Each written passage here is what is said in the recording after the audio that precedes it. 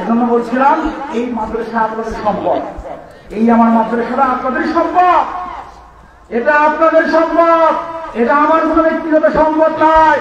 যারা ভুল বুঝে মানুষকে বিভিন্ন কথা বলেন তাদের কাছে বলতে চাই, প্রতিষ্ঠান আপনাদের, এই সালাফিয়া প্রতিষ্ঠান আপনাদের, এটা আপনারই করতে হবে। এজন্য আলহামদুলিল্লাহ বিশাল প্রোগ্রাম, আপনারা সকলে সাহায্য করেছেন, আরো আমি দাবি রাখবো, আরো আপনারা যাওয়ার সময় যেটা পারেন সাহায্য করে যাবেন। এবং আগামী জানুয়ারি মাসে আমরা এই প্রতিষ্ঠান চালু করবো ইনশাআল্লাহ। আর আমাদের একটা প্রতিষ্ঠান যেটা কলেজ মোড় বোনারপাড়াতে আছে, বর্তমানে প্রায় ৭৪ জন ছাত্রী, ৭ জন ম্যাডাম, যেটা কলেজ মোড় বোনারপাড়া পল্লী বিদ্যুতের সাথে লাগানো। আর এটা দেখতে পাচ্ছেন এটা আপনাদেরই সম্পদ। এজন্য আবারও আপনাদেরকে বলতে চাই, এক কথা বলতে গেছি, আমি যখন আমার জীবন চলে যায়, কিন্তু আপনাদের সামনে এই প্রতিষ্ঠান রেখে গেলাম, এটা আপনাদেরই সম্পদ, এটা আপনাদের রক্ষা করতে হবে। আমি যখন রাতে খুব হতে পারি, বলতে পারি, কিন্তু এই প্রতিষ্ঠান আপনাদের দেখতে হবে। অতএব মনটা নরম করে আল্লাহর সন্তুষ্টির জন্য আপনারা দেখে যাবেন। এজন্য বলছিলাম, যারা আপনাদেরকে শারীরিকভাবে সাহায্য সহযোগিতা করেছেন, আল্লাহ সবাইকে কবুল করবে, আল্লাহ আমিন। আলহামদুলিল্লাহ, অনেক সময় নিয়ে ফেলেছি।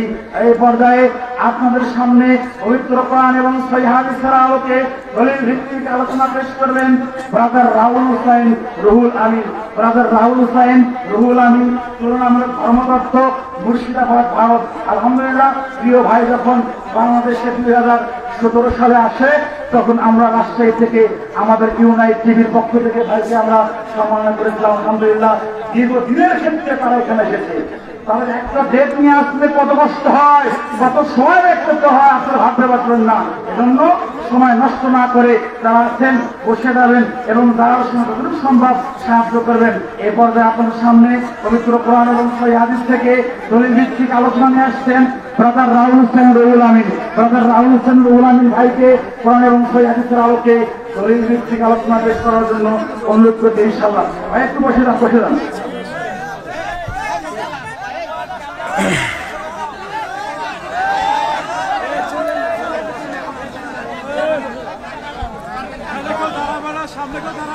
আসসালামু আলাইকুম ওয়া রাহমাতুল্লাহি ওয়া বারাকাতুহু।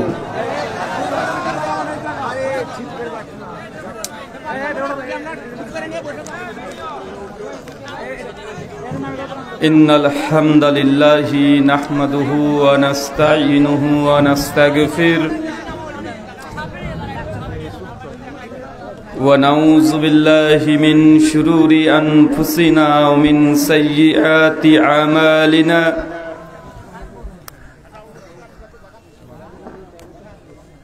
من يهده الله فلا مضل له ومن يضلل فلا هادي له وأشهد أن لا إله إلا الله وحده لا شريك له وأشهد أن محمدا عبده ورسوله أما بعد فإن خير الحديث كتاب الله وخير الهدي هدي محمد صلى الله عليه وسلم وشر الأمور محدثاتها وكل محدثة بدعة وكل بدعة ضلالة وكل ضلالة في النار أعوذ بالله السميع العليم من الشيطان الرجيم من همزه ونفخه ونفسه يا أيها الناس اتقوا ربكم الذي خلقكم من نفس واحدة وخلق منها زوجها وبث منهما رجالا كثيرا ونساء واتقوا الله الذي تساءلون به والأرحام إن الله كان عليكم رقيبا يا أيها الذين آمنوا اتقوا الله حق تقاته ولا تموتن إلا وأنتم مسلمون يا أيها الذين آمنوا اتقوا الله وقولوا قولا سديدا يصلح لكم أعمالكم يغفر لكم ذنوبكم ومن يطع الله ورسوله فقد فاز فوزا عظيما قال رب اشرح لي صدري ويسر لي أمري واحلل عقدة من لساني يفقه قولي ربي زدني علما وزدني فهما اللهم إني أسألك علما نافعا ورزقا طيبا وعملا متقبلا عن معاذ بن قرة رضي الله عنه قال قال رسول الله صلى الله عليه وسلم إذا فسد الشام فلا خير فيكم لا تزال طائفة من أمتي منصورين لا يضرهم من خذلهم حتى تقوم الساعة قال محمد بن إسماعيل قال علي ابن المديني هم أصحاب الحديث رواه السنن الترمذي ইসনাদুহু সহিহ। সমস্ত প্রশংসা সেই মহান সত্তা আল্লাহ সুবহানাহু ওয়া তাআলার জন্য, যিনি আমাদের সৃষ্টি করেছেন। শুধু সৃষ্টি করেননি, এই পৃথিবীতে সহস্র কোটি মাখলুকাত সৃষ্টি করার পরেও যিনি আমাদের এই মানব জাতিকে সর্বশ্রেষ্ঠ জাতি, সর্বশ্রেষ্ঠ মাখলুকাত এবং সর্বশ্রেষ্ঠ নবী মুহাম্মদে আরবি সাল্লাল্লাহু আলাইহি ওয়াসাল্লামের উম্মত হিসেবে প্রেরণ করেছেন, সেই মহান সত্তা আল্লাহ সুবহানাহু ওয়া তাআলার সংক্ষিপ্ত শুকরে সুজুদ আদায় করি তার নিজেরই শেখানো ভাষা দিয়ে। সকলে এক বাক্যে পড়ি আলহামদুলিল্লাহ। অতঃপর দুরূদ এবং সালাম বর্ষিত হোক নবীউর রাহমা মুহাম্মদুর রাসূলুল্লাহ সাল্লাল্লাহু আলাইহি ওয়াসাল্লামের প্রতি। উলুমুল কুরআন মহিলা সালাফিয়া মাদ্রাসার উন্নতি কল্পে এবং উদ্যোগে আজ 22তম ইসলামী আজমুশ শান ওয়াজ মাহফিল তারিখ 12 ডিসেম্বর 2024 বৃহস্পতিবার। আজকের এই আলোচনা সভাটিকে সফল করার জন্য যারা সার্বিক দিক থেকে সাহায্য এবং সহযোগিতা করেছেন তাদের প্রত্যেকের নাম স্বতন্ত্রভাবে নিয়ে শুকরিয়া আদায় করা সম্ভব নয়। তারপরেও প্রধান অতিথি, বিশেষ অতিথি, সভাপতি এবং সহ সভাপতি সহ দূর দূরান্ত থেকে যেসব দিনী ভাই এবং বোনের আলোচনা শ্রবণের উদ্দেশ্যে এই গভীর রাত্রি পর্যন্ত অপেক্ষায় অপেক্ষমান, তাছাড়াও আজকের এই আলোচনা সভাকে সফল করার জন্য যারা অর্থ, শ্রম, অক্লান্ত পরিশ্রম, মেধা, দোয়া এবং পরামর্শ দিয়ে আজকের এই আলোচনা সভায় মনোবৃত্তি হয়েছেন, আল্লাহ সুবহানাহু ওয়া তাআলা আপনাদের প্রত্যেকের নেক নিয়াত এবং নেক আমলগুলোকে কবুল করে নিন। সকল পড়ি আমিন।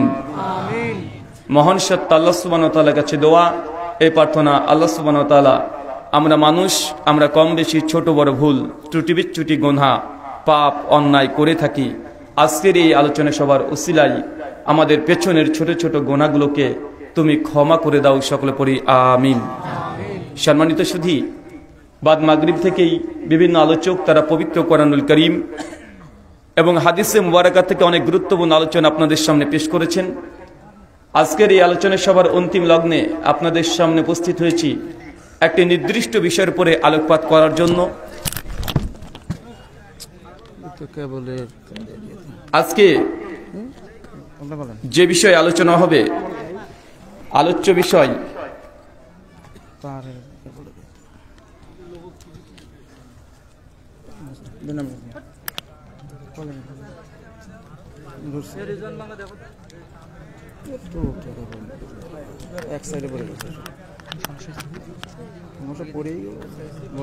ছেড়ে দেন।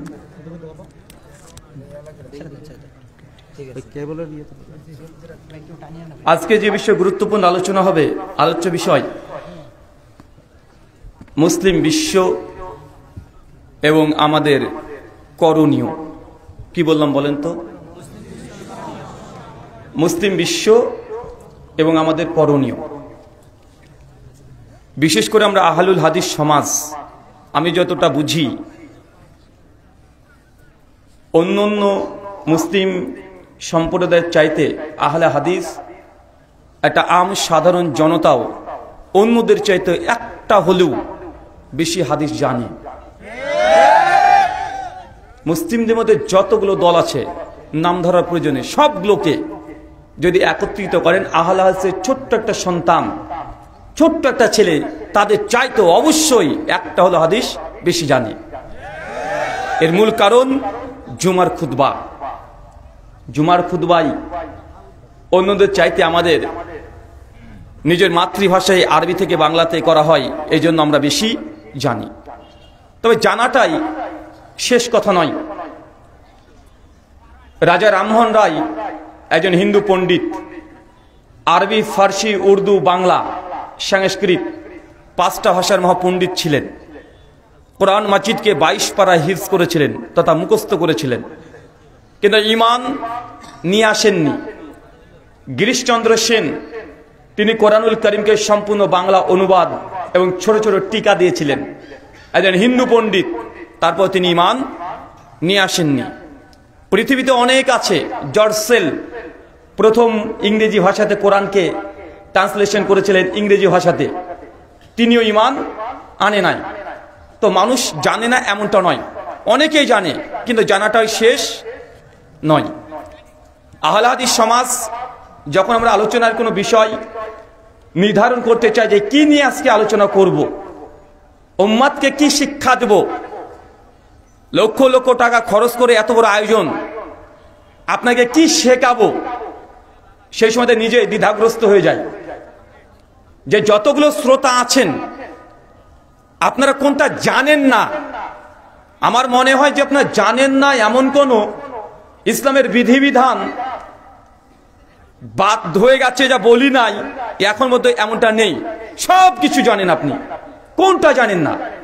5 ওয়াক্ত সালাত আদায় করতে হবে, এটা আমরা জানি না। কিন্তু তারপরেও যদি আমরা মুসলিমরা 5 ওয়াক্ত সালাত আদায় না করি, যদি আমরা ফজরে 20 জন উপস্থিত না হই, আমাদের কি করার আছে? এই প্রশ্নটা বারবার হৃদয় চলে আসে যে আপনি জানেন না কোনটা। একই কথা আর কতদিন বলতে ভালো লাগে, একই কথা। আমার পূর্বে বক্তা এসে বলে গেল, তার পূর্বে বক্তা বলে গেল, আগামীকাল জুমাতে একই ধরনের খুতবা আলোচনা হবে।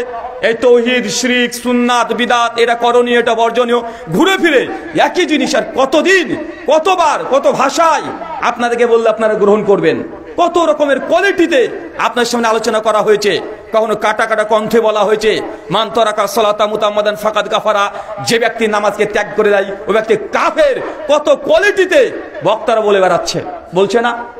কারণ সুর করে বলছে, কারণ গজলের ছন্দ মিলিয়ে বলছে, হাদিস নাম্বার দিয়ে বলে দেওয়া হচ্ছে, পৃষ্ঠা নাম্বার, লাইন নাম্বার, কত কিভাবে বলা হচ্ছে। তারপরে মুসলিম জাতি যদি ফজরে যদি 20 জন না হয়, তাহলে আমাদের কি করার আছে? আমরা কি জোর করতে পারি? দীর্ঘ 34 বছর ধরে শেখ আব্দুর রাজ্জাক বিন ইউসুফ হাফিজাহুল্লাহ একই কথা বারবার বাংলার এ প্রান্ত থেকে ওই প্রান্ত শেষ পর্যন্ত একই কথা বলছে, প্রতিদিন বলছে। আজকেও কোনো যে আলোচনা হচ্ছে দেখেন, একই কথা বলছে।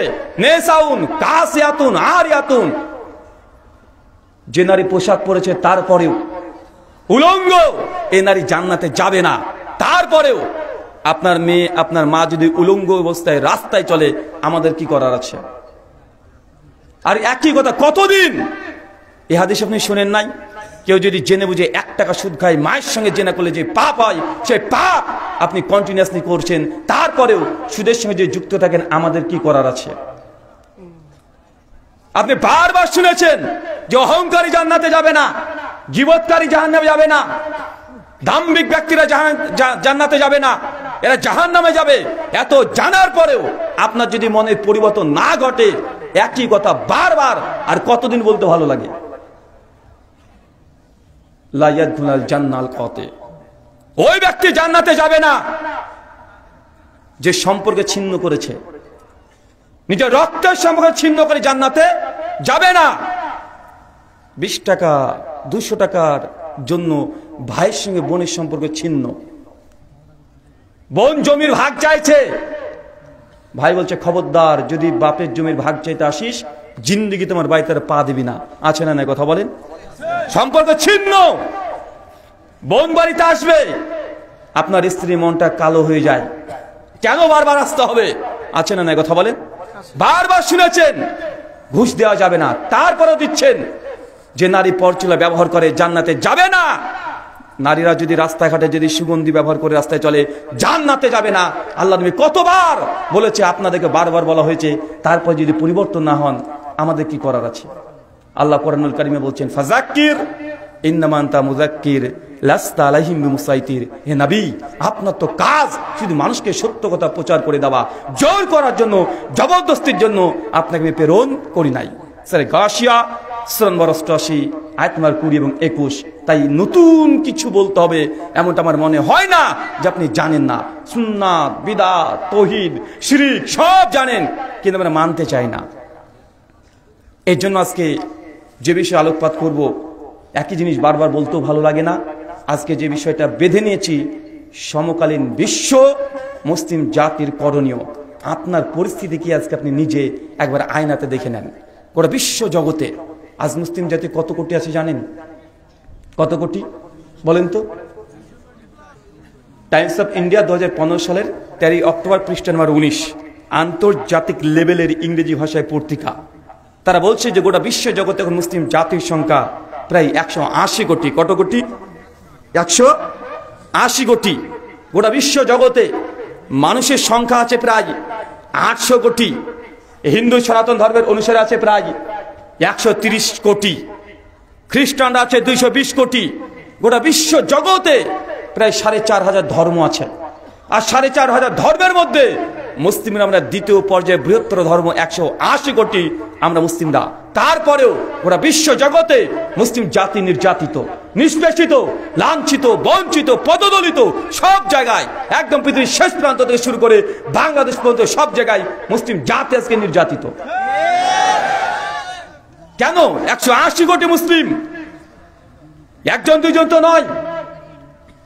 কয়েক বছর পর পরে মুসলিম জাতির উপরে গোটা বিশ্ব জগতে বিভিন্ন রকমের নির্যাতন হচ্ছে।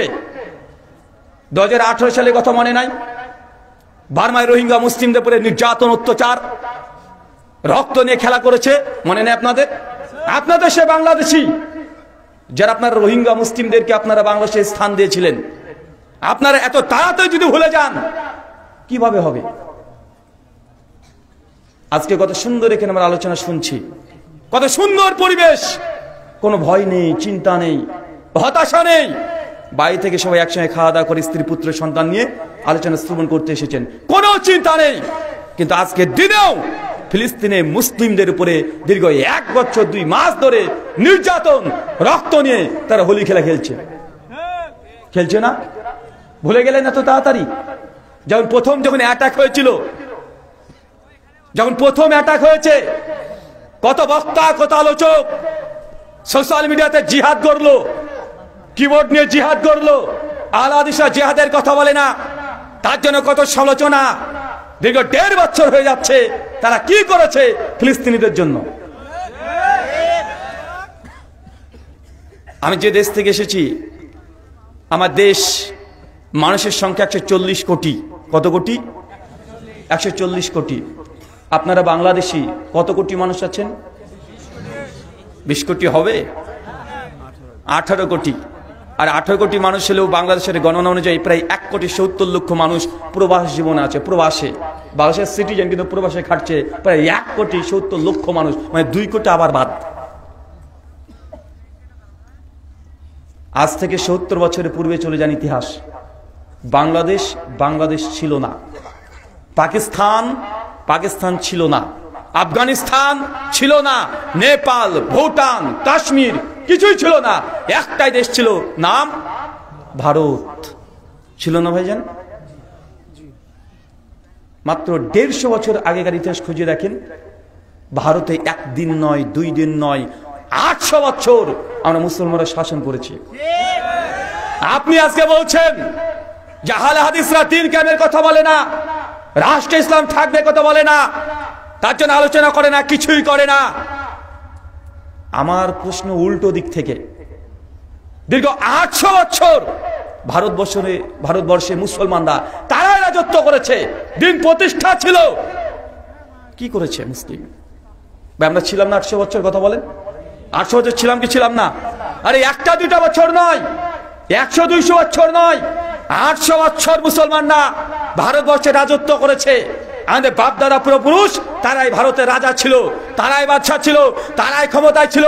একদম গোটা ভারতবর্ষ, মানে আপনার ইনক্লুড বাংলাদেশ সহ, পাকিস্তান সহ সব গোটাই মুসলিমদের শাসনের অধীনে ছিল। আমার প্রশ্ন, যারা দিন কায়েম নিয়ে ব্যস্ত হচ্ছেন, অবশ্যই আপনাদের যে আকাঙ্ক্ষা এটাকে মূল্যায়ন করি, অবশ্যই সম্মান করি। দিন কায়েম করতে হবে, এটা প্রত্যেক মুসলমানের হৃদয়ের, অন্তরের, নাফসের এটা তামান্না রাখতেই হবে, নচেত প্রকৃত মুসলিমই না। কিন্তু 800 বছর ইসলাম তো আমাদের হাতে ছিল, বাপ দাদারা শাসন করেছে, রাজত্ব আমাদের হাতে ছিল। আমাদের রাজত্ব আজকে 150 বছর হলো কাফের মুশরিকদের হাতে কিভাবে গেল, এই পয়েন্টটাকে বের করতে হবে আপনাদেরকে। ক্ষমতা তার দিয়েছে, আল্লাহ ক্ষমতা দেয় নাই? ক্ষমতা তো দিয়েছে। আমাদের অর্জিত ক্ষমতা তাদের হাতে গেল কেন? যতক্ষণ পর্যন্ত এই পয়েন্ট বের করতে না পাচ্ছেন কোন ত্রুটির কারণে আমাদের ক্ষমতা কাফেরদের হাতে গিয়েছে, যতক্ষণ বের না হচ্ছে ততক্ষণ দিন কায়েম করা, ইসলামিক বিপ্লব ঘটানো এটা সম্ভবই নয়। আল্লাহ একবার দিয়ে দিয়েছে ক্ষমতা, দেওয়ার পর আবার কেড়ে নিয়েছে। আমাদের কোন ত্রুটি ছিল, কোন বিচ্যুতি ছিল, এই কারণে প্রথম 190 বছর ব্রিটিশরা শাসন করেছে আমাদের উপরে। তারপর 70 বছর এখন ইন্ডিয়াতে মুশরিকরা শাসনে আছে, মুসলিমরা নির্যাতিত করা বিশ্বজগতে ও আছে না নাই? কথা বলেন। ফিলিস্তিনের বাইতুল মুকাদ্দাস ইহুদিদের দখলে, ভারতের বাবরি মসজিদ মুশরিকদের দখলে, জ্ঞানবাপী মসজিদ 3 দিন হলো ভারতের ধ্বংস করে দিয়েছে অর্ধেক। নিউজ পাচ্ছেন না? খবর পাচ্ছেন আপনারা? এটা গোটা বিশ্ব জগতে মুসলিমদের প্রেক্ষাপট। অথচ 800 বছর ভারতের রাজত্ব আমরাই করেছি। স্পেন মুসলমানরা 800 বছর ক্ষমতায় ছিল। এই দুর্ধর্ষ জাতি আজ গোটা বিশ্ব জগতে নির্যাতিত। কারণ কি? কি কারণ? জি, কোন কারণে মুসলিমরা মার খাচ্ছে? ডাক্তার বা মেডিকেল যে সিস্টেম, ডাক্তারদের কাছে যখন কোনো পেশেন্ট আছে, রোগী আসে, ডাক্তারের চিকিৎসার পদ্ধতি হচ্ছে এটা যে অসুস্থ ব্যক্তি কি কারণে অসুস্থ হয়েছে এটাকে বের করা। যতক্ষণ পর্যন্ত রোগ না ধরতে পারবে, গোটা মেডিকেলের যত মেডিসিন আছে যদি খাইয়ে দেয়, তারপরেও ওই রোগী সুস্থ হতে পারবে? কথা বলেন। আমরা অনেক রকমের পরিকল্পনা নিচ্ছি, কিন্তু আপনাকে আগে দেখতে হবে যে মুসলিমদের হাতে ক্ষমতা ছিল, আগে ছিল, প্রতিষ্ঠিত ছিল, 800 বছর ছিল, কিন্তু আমাদের প্রতিষ্ঠিত ক্ষমতা কাফেরদের হাতে গিয়েছে কেন? কোন ভুলের কারণে? আগে সেই ভুলটাকে বের করতে হবে। আমরা এই জায়গাতে হাত দিই না। চলেন কোরআনুল কারীমের একটা আয়াত আমরা নিজেরা অনেক রকমের ব্যাখ্যা করতে পারি, কিন্তু আল্লাহ কি বলছে মুসলিম জাতি নির্যাতিতর কারণ? সূরা নূর সূরা নম্বর 24 আয়াত নম্বর 63 শেষ অংশ আল্লাহ বলছেন, আল্লাযীনা ইউখালিফুনা আন আমরিহি আন তুসিবাহুম ফিতনা আন ইউসিবাহুম আযাবুন আলীম।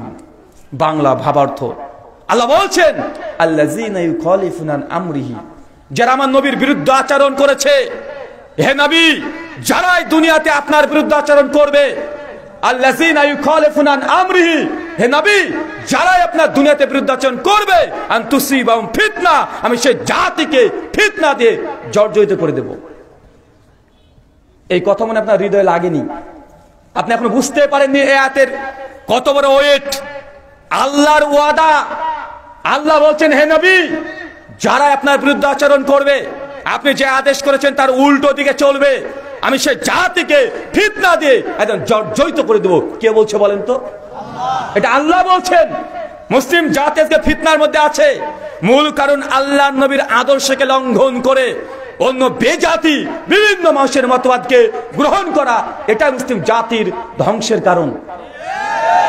যতক্ষণ পর্যন্ত নবীর সুন্নাতের দিকে ফিরে না আসবেন, যদি আপনার নিজের বিরুদ্ধে চলে যায়, তারপরে নবীর সুন্নাতকে প্রাধান্য দিতে হবে। নবীর সুন্নাতকে ছোটখাটো বলে উড়িয়ে দিলে চলবে না। নবীর সুন্নাত যখন বুঝতে পারবেন, প্রমাণিত হয়ে যাবে এটা নবীর সুন্নাহ, যেই আপনার বিরুদ্ধে যাক না কেন সঙ্গে সঙ্গে সুন্নাতকে আপন করতে হবে, নচেত ফিতনা গজব আপনার উপরে ধেয়ে আসবে। বাঙালি তো দিন কায়েম করতে চায়, তবে নবীর সুন্নাতকে পিছিয়ে দিয়ে। আরে মানুষ তারাই বলছে, আরে ছোটখাটো এইসব বিষয় নিয়ে আলোচনা করার কি দরকার? ভাই বলছে না, কে নাভির নিচে হাত বাঁধলো, কে বুকের উপরে বাঁধলো, কি দরকার? আমরা হানাফি মাযহাব মানে নাভির নিচে হাত বাঁধি, আমাদের ইমাম বলেছে মানছি। কিছু কিছু মানুষ বলছে এইসব ছোটখাটো মাসালা নিয়ে দ্বিমত করার দরকার নেই, এটা মুসলিম উম্মাহর মধ্যে ফাটল সৃষ্টি করা হয়। আর ফাটল হলেও কাফেররা এসে আমাদের উপরে অ্যাটাক করবে, কিন্তু আল্লাহ তো দাবি আল্লাহ। আল্লাহ বলছেন যদি নবীর বিরুদ্ধাচরণ করো তাহলে আমি আল্লাহ তোমাদেরকে ফিতনা দিয়ে জর্জরিত করে দিব। তুমি মসজিদে নবী সুন্নাত মতো নামাজে কাতারবদ্ধ ভাবে কাঁধের সঙ্গে কাঁধ পায়ের সঙ্গে পা লাগিয়ে দাঁড়িয়ে সালাত আত্মদে কায়েম করতে পারো নাই, মুসলিম উম্মাহ বিজয় লাভ করবে মনে করছেন? মসজিদের মধ্যে ভ্রাতৃত্ব নেই মুসলমানের। পায়ের সঙ্গে পা যদি আমি লাগিয়ে দিই, চাচা বিয়াদবের বাচ্চা, তোর বাপের আমি বড়, তুই জানিস? আচ্ছা না কথা বলেন তো। নবীর সুন্নাহ সহিহ বুখারী 725 নম্বর হাদিস, আল্লাহ নবী নিজে বলছে যখন তুমি কাতারে দাঁড়াবে কাঁধের সঙ্গে কাঁধ পায়ের সঙ্গে পা লাগিয়ে দাঁড়াও। সুনান আবু দাউদ 667 নম্বর হাদিস, দুজনের মধ্যে ফাঁকা বন্ধ করো। 668 নম্বর হাদিস, আমি দেখতে পাচ্ছি ওই ফাঁকা জায়গা দিয়ে শয়তান প্রবেশ করছে। মুসনাদ আহমদ 17103 নম্বর হাদিস, নবী বলছেন সীসা ঢালা প্রাচীরের মতো কাঁধের সঙ্গে কাঁধ পায়ের সঙ্গে পা লাগিয়ে দাঁড়াও, দুজনের মধ্যে ফাঁকা বন্ধ করো। যদি করতে পারো আল্লাহ নবী বলছেন বাইতুল ফিল জান্নাহ, আমি তার জন্য জান্নাতে ঘর দিয়ে দেব। কাঁধের সঙ্গে কাঁধ পায়ের সঙ্গে পা লাগিয়ে দেয় রাসূলের আদর্শ। কেন জানেন? আপনারা তো বাংলাদেশ 92% মুসলিম রাষ্ট্র, যদি পার করে দেন কাটা বেড়া তার, তখন বুঝতে পারবেন যে এই কাঁধের সঙ্গে কাঁধ পায়ের সঙ্গে পা লাগানোর কত বড় যে গুরুত্ব। যখন আপনি অমুসলিমদেরকে দেখবেন, আমি জানি আপনাদের পাশে অনেক অমুসলিম হিন্দু সনাতন দাদারা আছে, অনেকে আছে। আমার দেশে আপনারা যেমন বাংলাদেশের সংখ্যা গরিষ্ঠ আর সনাতনীরা সংখ্যা লঘু, আমরা ভারতে মুসলিমের সংখ্যা লঘু। সংখ্যা লঘু না ভাইজান? তারা সংখ্যা গরিষ্ঠ, তারা 80%, মানে উল্টো অপোজিট। সনাতনীদের মধ্যে মন্দিরের মধ্যে হোক আর যে কোনো জায়গাতে হোক, শূদ্র ব্রাহ্মণকে যদি টাচ করে, শুধু টাচ করছে, স্পর্শ করে দিয়েছে, পা নাই, শুধু হাত যদি দিয়ে দিয়েছে, মনুষ্য সংহিতা 3 অধ্যায় 26 নম্বর শ্লোকে পরিষ্কার ভগবান মনু বলেছে, তাহলে ওই ব্রাহ্মণ সে অসুস্থ হয়ে গেছে, অপবিত্র হয়ে গেছে, অপবিত্র হয়ে গেছে। কারণ ব্রাহ্মণ হচ্ছে ব্রহ্মার মুখ থেকে সৃষ্টি হয়েছে, মহান। মূর্খ হলেও ব্রাহ্মণ হচ্ছে মহান। ইসলাম এই আদর্শকে ধ্বংস নস্যাৎ করে দিয়েছে যে না, মানুষের মধ্যে কোনো ভেদাভেদ নেই। তার জন্য নামাজ সালাতে কাঁধের সঙ্গে কাঁধ পায়ের সঙ্গে পা লাগিয়ে দাঁড়াও, তোমাদের একটাই পরিচয়, তোমরা আব্দুল্লাহ, আল্লাহর গোলাম। তো মসজিদের মধ্যে মুসলমানদের মধ্যে ঐক্য নাই, মসজিদের মধ্যে মুসলমান না আজ পর্যন্ত এক কাতারে ভাই ভাই হয়ে ভ্রাতৃত্বপূর্ণ ভাবে এখনো তো দাঁড়াতে শেখে নাই, ছোট্ট একটা সুন্নাত আসমাতে কায়েম হয় নাই। তো মুসলিম জাতি আজকে নির্যাতিত হবে না তো কোন জাতি হবে বলেন তো? আল্লাহ কোরআনে বলছেন আল্লাযীনা ইউখালিফুনা আন আমরিহি, যারাই আমার নবীর আদর্শকে লঙ্ঘন করবে, নবী যে আদেশ করেছে তা উল্লঙ্ঘন করবে, আনতুসিবাহুম ফিতনা, জেনে রাখো সে জাতিকে আমি ফিতনা দিয়ে জর্জরিত করে দিব। পূর্বের নবীর ইতিহাস দেখেন, লূত আলাইহিস সালামের কওম আল্লাহ দুনিয়া থেকে ধ্বংস করে দিয়েছে। কেন? নবী লূত দেখেছে, তার দিকে আসে নাই, উল্টো দিকে চলে গেছে। আজ জাতি সামুদ জাতি ধ্বংস, কারণ কি? নবীর আদর্শের দিকে তারা মাথা নত করে নাই, তারা দুনিয়াবী চিন্তায় মগ্ন ছিল। আজ মুসলিম জাতি উম্মতে মুহাম্মাদী তারাও আজকে মানুষের বিভিন্ন তন্ত্র মন্ত্র ওর পেছনে ছুটছে, ইসলামের আদর্শকে ভুলে গেছে। এই হাদিস, এই কোরআনের আয়াত এইভাবে আপনি বুঝবেন না। আপনাকে গল্পের আকারে বলি, অনেক তো কেচ্চা কাহিনী জীবনে শুনেছেন, অনেক ঘটনা শুনেছেন, সুর দিয়ে অনেক কিছু শুনেছেন। আসেন একটা ঘটনা আপনাকে শোনাই, এই হাদিসের প্রেক্ষাপট হিসাবে। সহিহ বুখারী খুলবেন, 3039 নম্বর হাদিস, কিতাবুল জিহাদ। কোন অধ্যায় বলেন তো? নাম শুনলে নাকি ভয় করবে। আরে বাবা, উহুদের যুদ্ধ মনে রাখবেন, ইসলামের ইতিহাসে যতগুলো যুদ্ধ জিহাদ হয়েছে সবচেয়ে ভয়ঙ্কর, মর্মান্তিক, দুর্ধর্ষ জিহাদের নাম হচ্ছে উহুদের জিহাদ। কোন যুদ্ধ বলেন তো? ভয়ঙ্কর, এর চেয়ে ভয়ঙ্কর ইসলামের ইতিহাসে কোনো জিহাদ হয় নাই। কেন?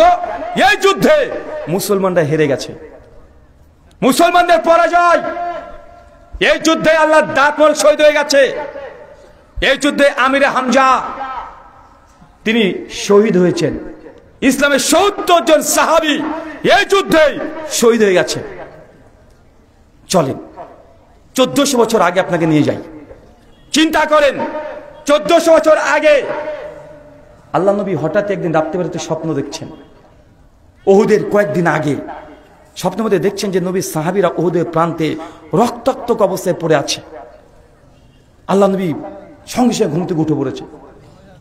তিনি বুঝতে পারছেন যে সামনে উহুদের যুদ্ধ হবে, এই যুদ্ধে আমার উম্মতের বড় ক্ষতি হয়ে যাবে। কেন? কারণ নবীর যে স্বপ্ন এটা ওহীকে ওহী নয়। কথা বলেন, নবীদের স্বপ্ন ওহী না, ওহী। এক শ্রেণীর আহলে কোরআন, মুনকিরে হাদিস, তারা কোরআন ছাড়া হাদিস মানি না এই দাবি করে, অথচ নবীদের স্বপ্নটাও ওহীকে ওহী নয়, ওহী। আচ্ছা চাচা, ওই যে নবী ইব্রাহিমকে যে আল্লাহ সুবহানাহু ওয়া তাআলা তার সন্তান ইসমাইলকে কুরবানি দিতে বলেছিল, ওটাকে ফেরেশতা জিবরাইলের মাধ্যমে ওহী তথা আয়াত নিষে দিয়েছিল না স্বপ্নের মধ্যে বলেছিল? স্বপ্ন দেখিয়েছে, আর স্বপ্ন মানে এটা ওহী। তো আল্লাহর নবী তার 23 বছর জীবনে কোনো স্বপ্ন দেখে নাই? দেখেছে। তো যদি দেখেই থাকে তো সেই স্বপ্নকে কোরআনে থাকবে না হাদিসে থাকবে? তো এই গর্ধবগুলো বোঝে না, ওরা বলছে কোরআন মানি হাদিস মানি না। আল্লাহ নবী যখন স্বপ্ন দেখছেন, স্বপ্ন দেখার পরে তিনি ভীত সন্ত্রস্ত। সঙ্গে সঙ্গে ফজর সালাতে সাহাবা রাদিয়াল্লাহু আনহুদেরকে নিয়ে সালাত আদায় করার পরে বলছে যে সাহাবী আমার, শোনো আমি এই স্বপ্ন দেখেছি, তোমরা কি মনে করছো? একটা আমাদের ক্ষতি হয়ে যেতেই পারে।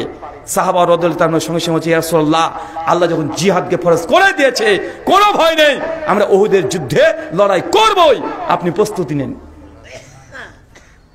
আল্লাহ নবী প্রস্তুতি নিচ্ছে সাহাবীদের জজবা দেখে। তবে আল্লাহ নবী আগে থেকে বুঝে নিয়েছে এই যুদ্ধে ক্ষতি হবে, আমার সাহাবীরা রক্তাক্ত হবে। আল্লাহ নবী তখন কৌশল পরিবর্তন করলেন, নতুন কৌশল। কয়েকদিন পরেই উহুদের প্রান্তে চলে গেলেন সাহাবীদেরকে নিয়ে, হাজার হাজার সাহাবীদেরকে নিয়ে, একদম যুদ্ধে সজ্জিত। নবী চলে যাওয়ার পরে উহুদের দিকে তাকিয়ে দেখছেন যে উহুদ, যারা আপনারা দেখেছেন, যারা হজ উমরাতে গিয়েছেন, উহুদের পজিশনটা হচ্ছে কি যে একদিক দিয়ে ঢুকতে পারবেন আর একদিক দিয়ে বের হওয়ার রাস্তা, মানে দুটো গেট। কয়টা গেট? দুটো গেট। মানে একদিক দিয়ে ঢুকতে পারবেন আর একদিক দিয়ে বের হতে পারবেন, তৃতীয় কোনো গেট নেই। আল্লাহ নবী ঢুকে বুঝতে পারছেন যদি এখানে কাফেররা যদি আগে প্রবেশ করে যায় তাহলে আমাদের বড় ক্ষতি হয়ে যেতে পারে, কেন তৃতীয় কোনো গেট নেই। আল্লাহ নবী রণকৌশল চেঞ্জ করলেন, ইন্টেলেকচুয়াল, কঠিন। আব্দুল্লাহ বিন জুবাইর বিখ্যাত সাহাবী, কঠিন তীরন্দাজ, জীবনে তার তীর লক্ষ্যভ্রষ্ট হয়নি। আব্দুল্লাহ বিন জুবাইর আন আনসারী, এই সাহাবীকে আল্লাহ নবী 50 জন সাহাবী দিলেন। কতজন বলেন তো? 50 জন সাহাবী দিয়ে আব্দুল্লাহ বিন জুবাইরকে বললেন, তুমি এদের নেতা, তুমি এদের আমির। শোনো, ওই যে উহুদের পাহাড়ের চূড়া আছে, একদম মাথার উপরে 50 জন দাঁড়িয়ে যাবে, চতুর্দিকে গোল হয়ে দাঁড়িয়ে থাকবে, তীর নিয়ে দাঁড়িয়ে থাকবে। যখন কাফেররা ময়দানে প্রবেশ করবে সেই সময় উঁচু থেকে তোরা তীর নিক্ষেপ করবে কাফেরের দিকে। আল্লাহ নবী আদেশটা করে দিলেন। তারপরে আল্লাহ নবী বলছেন, শোনো, যদি দেখো নিচে মুসলমানরা পরাজয় হয়ে গেছে, তোমাদের ভাইরা শহীদ হয়ে গেছে, তাকে হত্যা করা হচ্ছে, মুসলমানরা হেরে গেছে, তারপর আমি নবী যতক্ষণ আদেশ না করব কেউ ওই পাহাড় থেকে নিচে নামবে না। শোনো, যদি দেখো মুসলমানরা জিতে গেছে, মুসলমানরা জিতে গেছে, বিজয় ধ্বনি উঠতে শুরু করেছে, তারপর আমি নবী যতক্ষণ আদেশ না করছি ততক্ষণ কেউ নিচে নামবে না। চাচা বুঝতে পারলেন কথাটা? নবী দুটো আদেশ করেছে সাহাবীদেরকে। আল্লাহ নবী তারপরে বিভিন্ন পজিশন দিচ্ছে সাহাবীদেরকে যে আমির হামজা চাচা আপনি ওইখানে দাঁড়াবেন, এইখান থেকে আপনি নড়বেন না। আব্দুল বিন জুবাইর তুমি ওখানে থাকো, আব্দুল ইবনে উবাই তুমি এখানে থাকো। আর আল্লাহ নবী টোটাল 9 জনকে নিলেন। কয়জন? 9 জন, 9 জনের টিম নিয়ে আল্লাহ নবী তাদের সঙ্গে থেকে গেলেন। আল্লাহ নবীকে চতুর্দিক থেকে গার্ড করেছে 9 জন সাহাবী।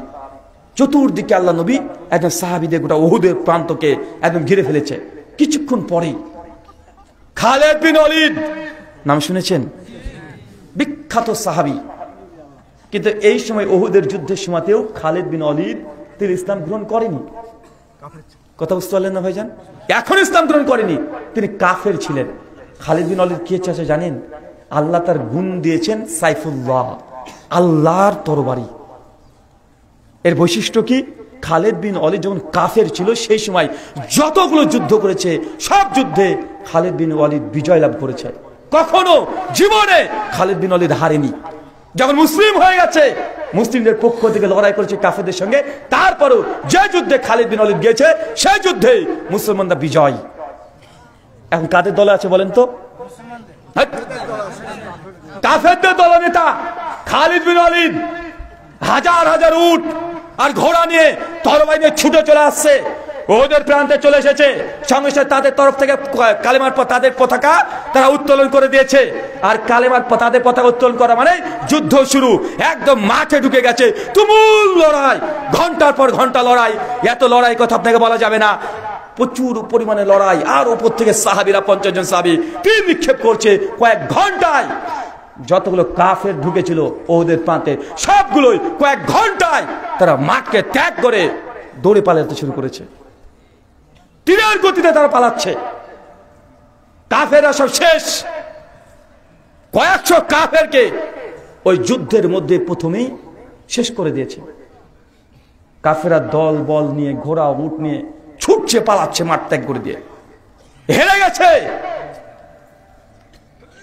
সাহাবা যারা ছিলেন তারা তো আনন্দে উল্লাসিত যে আমরা জিতে গেছি, তাকবীরে ধ্বনি উঠছে, আনন্দিত উল্লাসিত। যেমন ভাবে আজকে আপনারা বাংলাদেশিরা হাসছেন, উল্লাসিত হচ্ছেন, আনন্দিত। কেন? একজন পালিয়ে গেছে। এই হাদিসটা আপনাকে বলছি, সহিহ বুখারী কিতাব জিহাদ হাদিস 3039। বাইরে গিয়ে দেখবেন এক সাইডে হাদিসটা রাখেন ডান দিকে, আর বাম দিকে বাংলাদেশের প্রেক্ষাপট রাখেন। দেখেন তো সেম সেম মিলে কি মিলে না? সেম মিলে যাচ্ছে কিনা একবার আপনি দেখেন। 1400 বছর আগের ঘটনা আবার আপনাকে আপনাদের বর্তমান বাংলাদেশের প্রেক্ষাপটে আপনাকে বোঝানোর চেষ্টা করছি।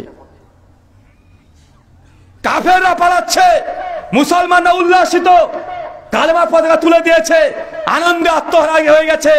যে স্বপ্ন আল্লাহ নবী দেখেছে যে আমরা হেরে যাব, তারপর আল্লাহ বিজয় দিয়েছে। কি আনন্দ! দীর্ঘদিন পর তারা আনন্দ উল্লাসিত করছে। সাহাবীরা গনিমতের মাল কুড়াতে ব্যস্ত, গনিমত গনিমত করে চিৎকার মারছে আর গনিমতকে সংগ্রহ করছে, একে অপরের সঙ্গে লড়াই করছে গনিমতকে সংগ্রহ করার জন্য। এখানে একটা পয়েন্ট মনে আছে আপনাদের? 5ই আগস্ট, জি, আপনারা বাংলাদেশি মুসলিমরা মনে করছেন যে আপনারা জিতে গেছেন, বিজয় চলে এসেছে, আনন্দিত উল্লাসিত। তবে আমার দৃষ্টিতে মনে হচ্ছে যে আপনাদের আনন্দ হওয়ার, উল্লাসিত হওয়ার এখনো কিছুই হয়নি। এখন ইসলাম কায়েম হয় নাই, এখনো কালেমার পতাকা উত্তোলন হয় নাই।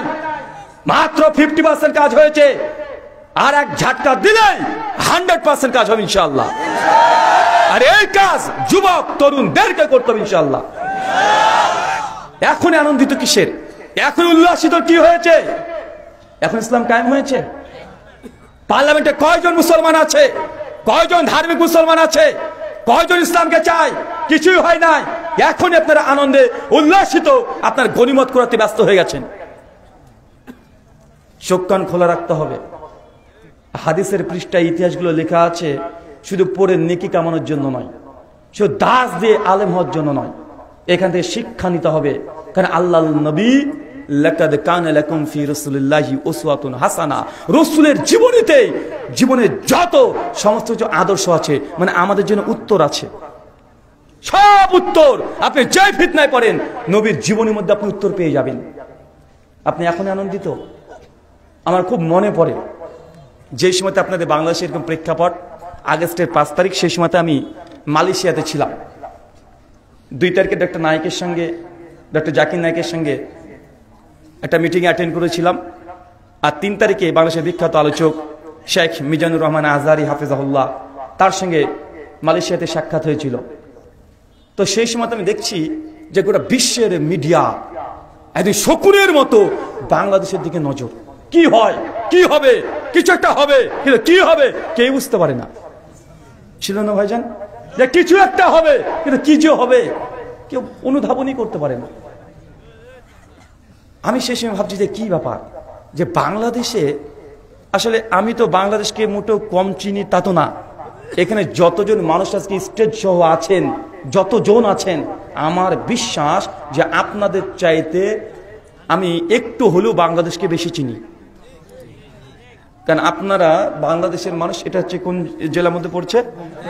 গাইবান্ধা। তা আপনারা গাইবান্ধা, আপনি বাংলাদেশের 64টা জেলা, 524টা থানা, কটা থানাতে গিয়েছেন, কটা জেলায় গিয়েছেন, কয় জায়গাতে গিয়েছেন? আমাদের তো বাংলাদেশের এমন কোনো জেলা নেই যে আমাদের যাওয়া হয়নি। তা আমার চাইতে আপনি বাংলাদেশ বেশি চেনেন নাকি? আমি বিদেশি হতে পারি, আপনার দেশের না হতে পারি, তাই বাংলাদেশের এই তরুণ, এই যুবক, এদেরকে কম চিনি না। প্রায় বাংলাদেশের 500-র উপরে আমার 2017 থেকে প্রোগ্রাম হয়ে গেল। মানে এদেরকে রাস্তা ঘাটে সব জায়গায় এদের নারী নক্ষত্র চেনা হয়ে গেছে। আমি চিন্তা করছি যে এই ছেলেগুলোকে যে দেখলাম, এরা দিন রাত পাবজি গেম নিয়ে ব্যস্ত থাকে, গার্লফ্রেন্ডের পেছনে ব্যস্ত থাকে, সারাদিন সোশ্যাল মিডিয়া নিয়ে ব্যস্ত থাকে, টিকটক নিয়ে ব্যস্ত থাকে। এরা রাস্তাতে নেমে পড়ছে, কি ব্যাপার? এত জজবা কোথা থেকে পাচ্ছে তারা? কে তাদের পেছনে ইন্ধন দিচ্ছে? মানে ঢাকা শহরকে গোটায় এই যুবকরা, ছেলেরা, স্টুডেন্ট, ছাত্র, এরা দখল করে নিবে। ছিল না ভাইজান? আচ্ছা, এই কাজ কোথা থেকে হচ্ছে রে বাবা? কারণ এরা তো এইসব রাজনীতি বুঝে না, অর্থনীতি বুঝে না। এটা স্কুল কলেজের ছাত্র, শুধু বুঝে গার্লফ্রেন্ড আর পাবজি গেম, এছাড়া মাথায় কোনো কাজ করে না। কিন্তু তারা এই রাজনীতির মধ্যে ঢুকে পড়ছে। 9 দফা 10 দফাকে 1 দফা করে দিয়েছে। ছিল না ভাইজান? আরে হঠাৎ করে 6 তারিখ ঢাকাতে যাবে, এটাই প্রচার হয়েছে, পোস্টার হয়ে গেছে, লিখিত আকারে, পেপার, পত্রিকা, সব জায়গায়। রাতারাতি বলছে না 6 তারিখ না, 5 তারিখে যেতে হবে। রাতারাতি সিদ্ধান্ত, রাতারাতি হাজার হাজার গাড়ি ঢাকাকে দখল করে নিচ্ছে। করছে না ভাইজান? এত তাড়াতাড়ি ভুললে হবে? তা আমার শুধু চিন্তা যে এদেরকে তো এরকম কোয়ালিটির ছেলে না রে, এরা, এটা মেয়ে পাগল, এরা পাবজি গেম পাগল, এরা টিকটক পাগল। কি ব্যাপার? এরা 10 দফাকে 1 দফা করে দিচ্ছে। কাজ কোথায় হচ্ছে? তো অনেকগুলো কারণ ছিল ওটে। তো আমার কাছে মনে হচ্ছে একটা কারণ সবচাইতে বেশি কাজ করেছে। কোনটা জানেন? এখন অস্বীকার করতে পারেন অনেকেই, তো আমার কাছে একটা কারণ মনে হয়েছে। সেটা হচ্ছে উনার একটা ভুল সিদ্ধান্ত ছিল। সেটা হচ্ছে ওই যে 7 থেকে 10 দিন ইন্টারনেটকে বন্ধ রেখে দেওয়া। এটা মারাত্মক কাজ দিয়েছে। 7 থেকে 10 দিন ইন্টারনেটকে বন্ধ রেখে দেওয়া, মানে যারা রাষ্ট্রে কি হচ্ছে খবরটাও রাখে না, জানে না, যারা রাষ্ট্র সম্পর্কে একদমই অজ্ঞ, যখন দেখছে 10 দিন ধরে ইন্টারনেট নাই, এই তরুণ যুবকরা এরা ইউটিউব দেখতে পায় না, ফেসবুক দেখতে পারে না, গার্লফ্রেন্ডের সঙ্গে কথা বলতে পারে না। এর রাগটাই এখানে ধরেছে। তোরা ক্ষমতায় কে থাকবি, কে থাকবি না তোদের ব্যাপার। আরে আমেরিকাতে কটা গাড়ি কিনবি তোদের ব্যাপার। সুইস ব্যাংকে কত কোটি টাকা রাখবি তোদের ব্যাপার। আমি যে 700 টাকা দিয়ে ডাটা মেরেছি, আমি কেন নেট পাবো না? 1 ঘন্টা মোবাইলে নেট না থাকলে এই যুবকগুলো পাগল হয়ে যায়। আর 10টা দিন বন্ধ করে রেখেছে, এরা হাফ নাইট এমনি হয়ে গেছে। এমনি 16 বছর কি হয়েছে ওই ব্যাখ্যা বিশ্লেষণ আর টিকা টিপ্পণী আমি দেব না, কারণ আমি আপনার দেশের নাগরিক নামে বিদেশি মেহমান, আমি ওই বিষয়ে কথা বলতে পারি না। আমাদের অনেক রেস্ট্রিকশন থাকে, অনেক কিছু ইচ্ছা হলেও আমরা বলতে পারবো না। কিন্তু 16 বছর নয়, এই 10 দিনে একদম সাধারণ মানুষকেও খেপে তুলে দিয়েছে। ভেবেছিল যে নেটটা বন্ধ করে মনে হয় কি কি ঘটছে একদম পুরো বন্ধ করে রেখে দেবে, কেউ বুঝতে পারবে না। গুম, খুন, হত্যা, রাহাজানি সবগুলো করবে, কিন্তু কেউ বুঝতে পারবে না। কিন্তু মাকারু মাকার আল্লাহু ওয়াল্লাহু খায়রুল মাকিরিন, সূরা আল ইমরান 54 নম্বর আয়াতে আল্লাহ বলেছে তারাও চক্রান্ত করেছিল, আল্লাহ কৌশল করেছিল। আল্লাহর কৌশল সব চাইতে বড়, আল্লাহ উত্তম কৌশলকারী। দেখেন, এইটা যদি নেটটা বন্ধ না হতো, এত দ্রুত মানুষ রাস্তায় নামতো না। একদম ছোট্ট থেকে বড় পর্যন্ত সবাইকে খেপে দিয়েছে। 10 দিন ধরে যারা ইন্টারনেটে বিজনেস করে তার ব্যবসা বন্ধ। প্রবাসীরা বাড়িতে যোগাযোগ করতে পারে না। মানুষকে আদিম যুগের মানুষ বানিয়ে দিয়েছিল। 10টা দিন করেছিল না ভাইজান? আমার মনে হচ্ছে এটা একটা কারণ, অনেকগুলো কারণ আছে, তবে এটা মানে ছোট থেকে বড় পর্যন্ত প্রত্যেকের হৃদয়ের মধ্যে একদম রাগ একদম ঢুকিয়ে দিয়েছে। আর ওই স্রোতে ভাসতে ভাসতে ওই পারে চলে গেছে। আর আমরা তো উদার, হ্যাঁ, যাই বলেন, গালি দেন আমাদেরকে, যাই দেন, আমরা হচ্ছে উদার। আজ থেকে 20 বছর আগে কেন তাসমিয়া নাসরিনকে আমরা নিয়েছি না? হ্যাঁ, যত বাতিল প্রোডাক্ট আপনাদের সব আমরা রাখি, এটা ভাবেন না। যত আপনারা বাদ দিবেন তত আমরা সাদরে গ্রহণ করব। তা আমাদের চেয়ে উদার আর কি আছে রে ভাই? আপনি গাল দিলে হবে? গাল দিয়ে 5 পয়সা লাভ নেই। আবার ঘুরে আসেন, দেখেন সাহাবীরা উল্লাসিত আনন্দিত, ওদের যুদ্ধে জিতে গেছে, পতাকা উত্তোলন হয়ে গেছে, গনিমতের মাল তারা একে একে সবাই নিতে শুরু করে দিয়েছে। যেন আপনারা আজকে আনন্দিত উল্লাসিত, আপনারা গনিমত সেদিন নিয়েছিলেন, মনে পড়ছে না? ভেতরের বাইরে কিছুই তো রাখেননি, সবগুলো তো নিয়েছিলেন, নেন নাই? সিনটা মিলছে আপনাদের? হ্যাঁ, একজন পালিয়ে গেছে, দেখেন কাফেররা পালিয়ে গেছে, খালিদ বিন ওয়ালিদ সৈন্য সামন্ত নিয়ে সব পালিয়ে গেছে। কিন্তু খালিদ বিন ওয়ালিদ যেমন তেমন যোদ্ধা না, যেমন তেমন মুজাহিদ না, কঠিন ব্রেন। উনি চিন্তা করছেন যে আমরা হেরে গেলাম, খালিদ বিন ওয়ালিদ হেরে যাবে, হতেই পারে না। চিন্তা করছে আর চলে যাচ্ছে। আর ওই যে পাহাড়ের উপরে কয়জন সাহাবী ছিল চাচা? 50 জন। 50 জন সাহাবীদের মধ্যে সঙ্গে সঙ্গে কিছু সাহাবী, অধিকাংশই পাহাড় থেকে নামতে শুরু করে দিয়েছে যে গনিমত গনিমত, আমরা যুদ্ধে জিতে গেছি, আমাদের ভাইরা গনিমত করাচ্ছে, চলো আমরা নিচে চলে যাই, কাফেররা পালিয়ে যাচ্ছে, এই কথা বলছে, নিচে নামতে শুরু করে দিয়েছে। আব্দুল্লাহ বিন জুবাইর আনসারী নেতা সহ চিৎকার মেরে বলছে, খবরদার কেউ তোমরা নিচে নামবে না, আল্লাহর নবী যতক্ষণ আদেশ না করছে কেউ নিচে নামবে না, খবরদার কেউ যেন নিচে না নামে। যারা নেমে পড়েছে তারা বলছে, তুমি দেখতে পাচ্ছ না কাফেররা পালিয়ে গেছে, গনিমতের মাল বন্টন হয়ে গেল, আমাদের গনিমত পাবো না, গনিমত গনিমত করছে, আর সমস্যা নিচে নামতে শুরু করে দিয়েছে। পাহাড় ফাঁকা, মাত্র 5-6 জন দাঁড়িয়ে আছে, সবাই চলে গেছে নিচে, গনিমত করতে ব্যস্ত। খালিদ বিন ওয়ালিদ অনেকটা চলে গেছে, ওদের প্রান্ত থেকে অনেকটা মিডিলে গেছে, আর এবার তাকাচ্ছে পাহাড়ের দিকে। যখন দেখছে পাহাড়ের দিকে তাকিয়েছে যে পাহাড়ে যে 50 জন সাহাবী ছিল আর কেউ নেই, ফাঁকা, মাত্র 4-5 জন আছে। খালিদ বিন ওয়ালিদ সঙ্গে সঙ্গে রণকৌশল চেঞ্জ করে নিয়েছে।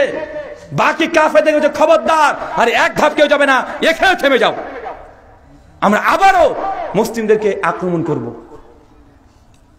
বাকি কাফের কি বলো খালিদ বিন ওয়ালিদ, আমরা যুদ্ধে হেরে গেছি, আমাদের অস্ত্র সবকিছু ফেলে দিয়ে চলে এসেছি, আবার আক্রমণ করবো মানে কিভাবে সম্ভব? খালিদ বিন ওয়ালিদ সঙ্গে সঙ্গে, ওই দেখো দেখো পাহাড়ের যে 50 জন সাহাবী মুসলিমদের, ওদের জন্যই আমরা ওদের যুদ্ধে আমরা হেরে গেছি। তার উপর থেকে এমনভাবে তীর মেরেছে, আমরা নিচ থেকে তাকে নিশানাই করতে পারিনি, একটাও নেই, সব নেমে পড়েছে। নিঃসন্দেহে মুসলমানরা আমাদের থুয়ে আসা গনিমত তা এখন কোরাতে ব্যস্ত হয়ে গেছে, তথা পেছনকার গেট পুরো ফাঁকা হয়ে গেছে, সামনে চলে গেছে, এখন পেছন একদম ফাঁকা, চলো আমরা আবারও পেছন দিক থেকে গিয়ে মুসলিমদের উপরে আক্রমণ করব। চিন্তা করতে পারছেন এবার তার রণকৌশল চেঞ্জ হয়ে গেছে, পেছন থেকে আক্রমণ করবে। কেন বাংলাদেশকে পেছন থেকে আক্রমণ করার চেষ্টা করা হচ্ছে না বারবার? হচ্ছে। খুলে বলতে হবে নাকি? আমি তো আগে বলেছি সমস্ত কিছু খুলে বলতে পারবো না। কেন ঢাকাতে 200 খানা গাড়ি ঢুকে দিয়েছিল না, ওই যে আনসার না কি ঢুকে দিয়েছিল না, বাহিনী ঢুকেছিল না কয়দিন আগে? তো চিটাগাং থেকে ভিকটিম কার্ড, সংখ্যালঘু কার্ড বাসে খেলা হলো না? কথা মনে বুঝতে পারছেন না? আমি এর চাইতে আরো উলঙ্গ করে খুলে বলতে পারবো না। কয়দিন আগে তো দেখলেন পেছন থেকে আবারও আক্রমণ করে আপনাদের বিজয় এটা মাটির সঙ্গে পায়ের সঙ্গে পদদলিত করার আবারও চেষ্টা চলছে। তাই সাবধান, সতর্ক থাকতে হবে। বাংলাদেশে প্রত্যেকজনকে সতর্ক থাকতে হবে। ফেসবুকে একটা কমেন্ট করতে হলে 10 বার চিন্তা করতে হবে। একটা ছোট্ট ইস্যু খুঁজছে, একটা যদি ছোট্ট ইস্যু যদি পেয়ে যায়, বাংলাদেশের নাম নিশানা হুমকির মুখে পড়ে যেতে পারে। চাচ্ছে গোটা বিশ্বের বড় বড় নেতাদের কাছে দেখাতে যে দেখো কত নির্যাতিত হচ্ছে আমরা। এটা হচ্ছে ভিকটিম কার্ড, পেছন থেকে আক্রমণ করা। উহুদের যুদ্ধে মুসলিমদেরকে পেছন থেকে যেমন আক্রমণ করেছে, আবারও নতুন করে পরিকল্পনা চলছে। সাবধান, সতর্ক থাকতে হবে। এর আগে যতটা সতর্ক ছিলেন, আর 5টা বছর যদি সতর্ক থাকেন, ইনশাল্লাহ ইনশাল্লাহ এই বাংলাদেশে কালেমার পতাকা উড্ডীন হবে ইনশাল্লাহ। যতদিন উড্ডীন না হচ্ছে চিন্তা করে পায়ের ধাপ ফেলতে হবে। আপনাদেরকে ধন্যবাদ জানাই যে বাংলাদেশে যে হত্যা করলো না আলিফ ভাইকে, আপনারা যে কোনো ঘটনা ঘটাননি। তারা চাচ্ছিল যে মুসলমানরা কোনো একটা ঘটনা ঘটাক, চাচ্ছিল। আপনারা কিছু প্রতিক্রিয়া দেননি। অনেক বুদ্ধিমানের কাজ হয়েছে, অনেক বুদ্ধিমানের কাজ হয়েছে। অনেক সময় সই নিতে হয়। কেন হুদাইবিয়ার ইতিহাস পড়েন নাই? কাফেরদেরকে কাছে নবী যখন সন্ধি করছে, আলামে লিখছেন যে লিখো মোহাম্মদ রসুল্লাহর পক্ষ থেকে কাফেরদের সঙ্গে চুক্তি। কাফের যায় আপনাকে আমি রসুল মানি নাকি? আপনাকে রসুল মানলে, রসুল্লাহ মানলে তো আপনার সঙ্গে যুদ্ধ হবে না। আমার রসুল্লাহ মানি না, আপনাকে কেটে দেন। যতক্ষণ না কাটবেন ততক্ষণ আমাদের চুক্তি হবে না। আল্লাহ নবী আলীকে হচ্ছে, আলী আমার নামের পরে রসুল্লাহ শব্দ বাদ দিয়ে দাও। আলী বিন আবি তালেব হচ্ছে, ইয়া রাসূলুল্লাহ কি বলেন? আমার দ্বারা হবে না, পারবো না আমি। আলী বিন আবি তালেব চলে যাচ্ছে, না আমি পারবো না। আপনি আল্লাহ রসুল, কেটে দেবো মানে?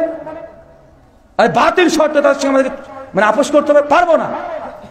আল্লাহ নবী তখন বলছে, তাহলে আমাকে দেখিয়ে দে, আমি কেটে দিচ্ছি। আল্লাহ নবী নিজের নাম থেকে রসুল্লাহ কেটে দিচ্ছে। মানে কখনো কখনো সমঝোতা করতে হয়। কথা বুঝতে পারছেন? কখনো হুদাইবিয়ার যে সন্ধি ছিল 9 দফা, ভালো করে দফাগুলো দেখবেন, প্রত্যেকটা মুসলিমদের বিরুদ্ধে ছিল। বাহ্যিক দিক থেকে মুসলমানের সব দিকে বিরুদ্ধে। ওমর বিন খাত্তাব রেগে গেছে, ইয়া রাসূলুল্লাহ আপনি কি চুক্তি করছেন এটা? ওমর বিন খাত্তাব নবীর উপরে কথা বলছে, আল্লাহ নবী কি চুক্তি করছেন এটা আপনি জানেন না? আবু বকর বলছে, আল্লাহ নবী আপনি কি করছেন এটা? ইবনে আব্বাস সবাই বলছে এই চুক্তিকে মানছে না, কিন্তু আল্লাহ নবী চুক্তিতে স্বাক্ষর দিয়ে দিচ্ছে। এই যে ঘটনা, পুরো সিন, কাফেররা তখন উল্টো দিক থেকে উট বাহিনী নিয়ে, ঘোড়া নিয়ে এমন ভাবে মুসলিম জাতির উপর সেদিন আক্রমণ করেছে, পেছন দিক থেকে। সেই দিন ৭০ জন সাহাবী একদম শহীদ।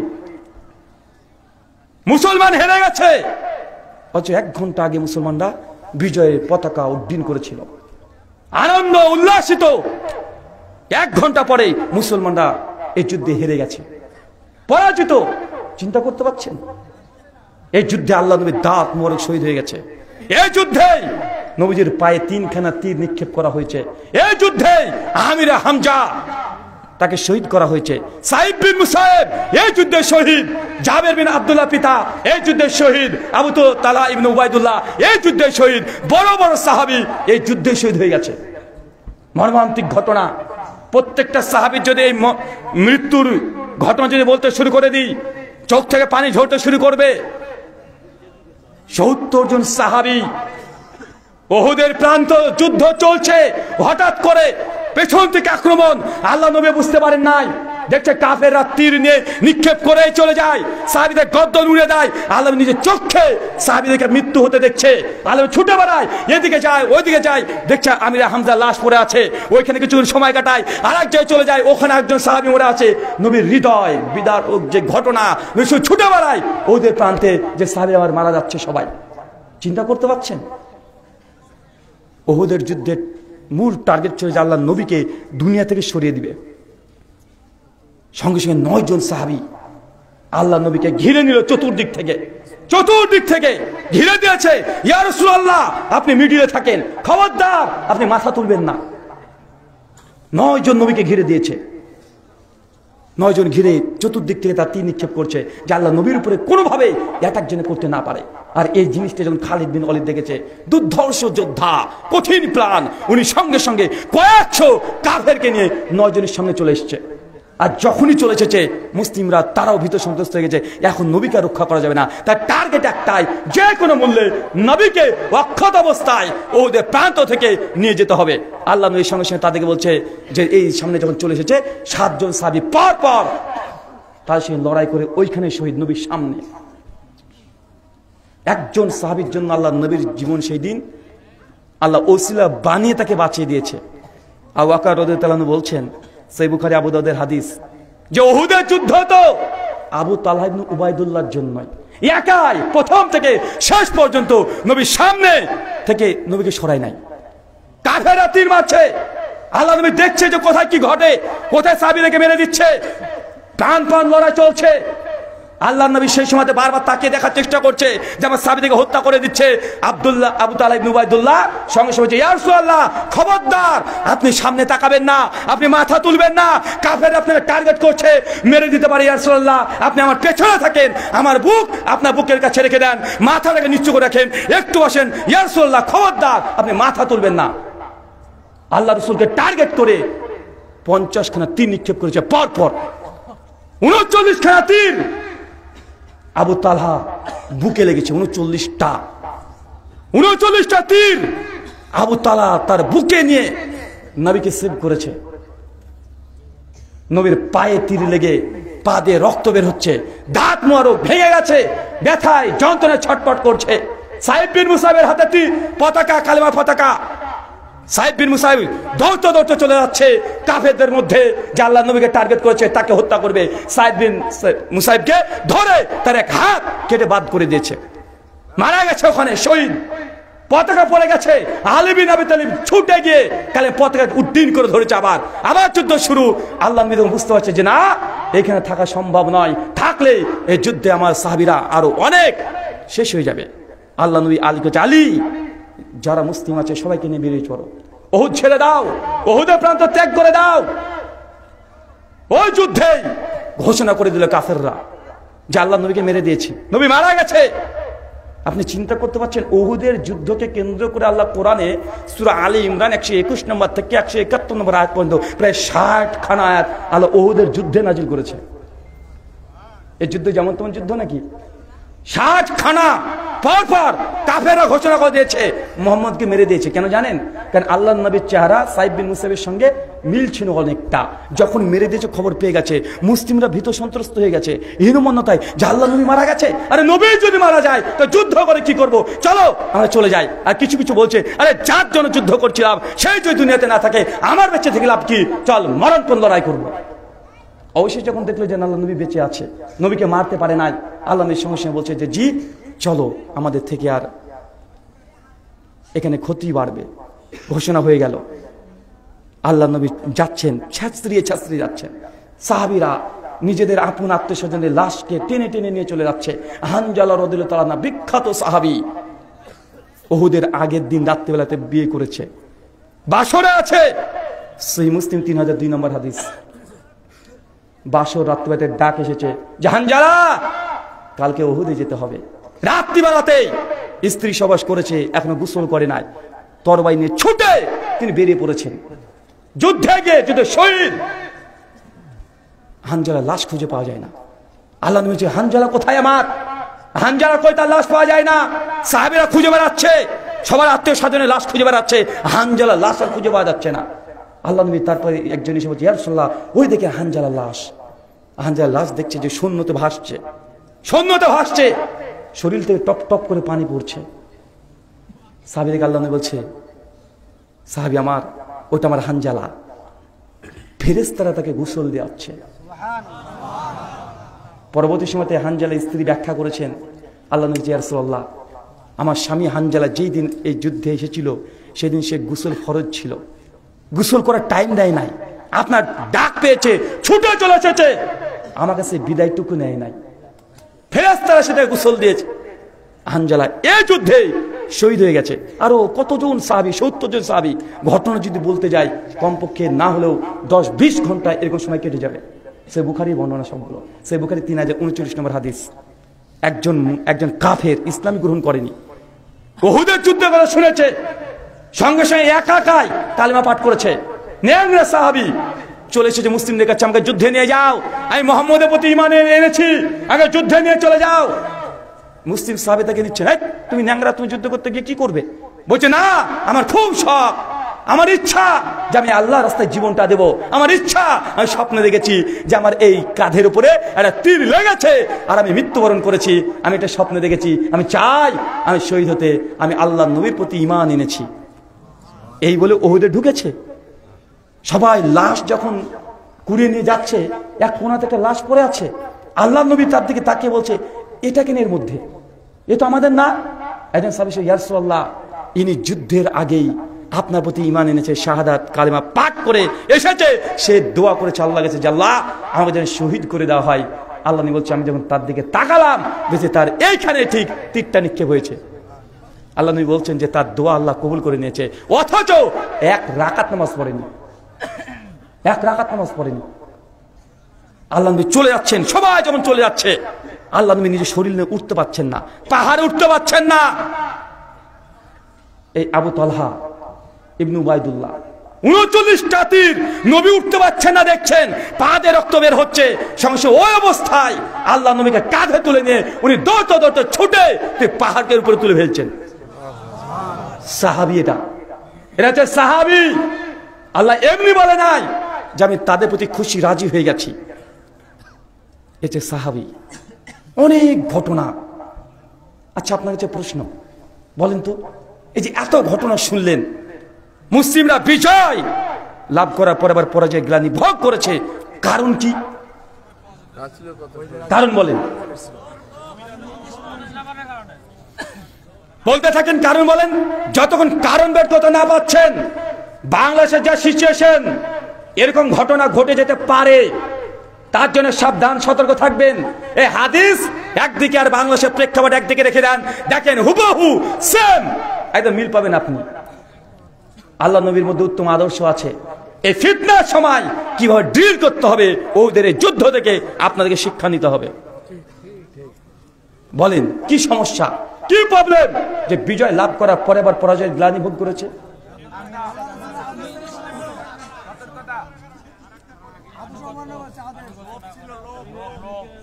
মাশাআল্লাহ, প্রায় সব কারণগুলো চলে এসেছে। 4টে কারণ ছিল। কয়টা? 4টে। এক, নবীর আদেশকে লঙ্ঘন করা। নবীর আদেশকে উল্লঙ্ঘন করেছে। ওই যে আল্লাহ কোরআনে বলছে, আল্লাযীনা ইউখালিফুনা আন আমরিহি আন তুসিবাহুম ফিতনা আন ইউসিবাহুম আযাবুন আলীম। যারা এমন নবীর আদেশকে লঙ্ঘন করবে, সে জাতিকে আমি ফিতনাতে জর্জরিত করে দেব। আল্লাহ সাহাবীদেরকেও দেখিয়ে দিয়েছেন নবীর আদর্শকে, নবীর আদেশকে লঙ্ঘন করা হয়েছে। আল্লাহ দেখিয়ে দিয়েছে। সূরা নূরের 63 নম্বর আয়াত। আমরা মুসলিমরা প্রতিদিন নবীর আদর্শকে লঙ্ঘন করছি না? সব জায়গাতে নবীর আদর্শকে লঙ্ঘন করছি। আমি বলছি হাদিসে আছে, নবী করেছে, নবী সুন্নাত। আপনি বলছেন এটা জায়েজ। সুন্নাত বাদ দিয়ে জায়েজ খুঁজে বেড়াচ্ছেন। আরে জায়েজ খুঁজতে গেলে দুনিয়াতে এমন কোনো মাসালা নাই যেটাকে জায়েজ প্রমাণ করা যাবে না। ফতোয়া খুঁজতে যান না, এমন কোন দুনিয়াতে ফতোয়া নাই যে সালাফ পূর্বপুরুষ আলেম ওলামারা দেয়নি। আর ইমাম ইবনে হাজম রাহিমাহুল্লাহ মুহাল্লা লিল আসারের মধ্যে এই ফতোয়া দিয়েছে, আপনি যদি কোনো মেয়েকে যদি বিয়ে করতে যান, তাকে উলঙ্গ করে দেখতে পারবেন। এই ফতোয়া মানবেন নাকি আপনি? মানবেন? ফতোয়া যদি চান, এমন কোনো ফতোয়া নেই যে আপনি ফতোয়া পাবেন না। কি ফতোয়া নেবেন বলে? কিতাব থেকে। বক্তা এসে বড় বড় কিতাব দেখাচ্ছে, আপনি ভাবছেন বাপরে বাপ, কিতাবে আছে। আরে ভাই, কিতাবেই তো থাকবে, কিতাবে থাকলে হয়ে গেল। এই উহুদের যুদ্ধে মুসলমানরা পরাজয়ের মূল কারণ নবীর আদর্শকে লঙ্ঘন করা। বলেন তো কি? এবার 2, মুসলিম উম্মার মধ্যে মতভেদ। ওই দেখেন সাহাবীদের মধ্যে মতভেদ হয়েছিল পাহাড়ে। এক দল বলছে, আরে যুদ্ধে তো জিতে গেছি, পাহাড়ে থেকে কি করব, নেমে পড়ো। আর এক দল বলছে, না, নবী যতক্ষণ আদেশ না করছে ততক্ষণ নামা যাবে না। এখানে কি ঘটেছে বলেন তো? উম্মতের মধ্যে মতভেদ। 3, আমিরের আনুগত্য না করা, নেতার আনুগত্য না করা। 4, মতভেদ হয়েছে, সমাধান নিয়েছে নিজেদের বুদ্ধি আর কিয়াস দিয়ে। কি দিয়ে? কিয়াস দিয়ে। নবীর সুন্নাহ, নবীর আদেশ দিয়ে সমাধান নেয়নি। তারা বলছে আরে কাফের তো পালিয়ে গেছে, তাদেরটা কি? নিজেদের কিয়াস। কি বলেন তো এটা? নিজেদের কিয়াস, নিজেদের যুক্তি, নিজেদের বুদ্ধি। নবীর কথা তারা ভুলে গেছে। আরে নবী তো বলে দিয়েছে আগে থেকে, আর যদি জিতেও যায় তারপরে আসবে না, হেরেও যায় তারপরে আসবে না, আমি নবী যতক্ষণ না ডাকছি।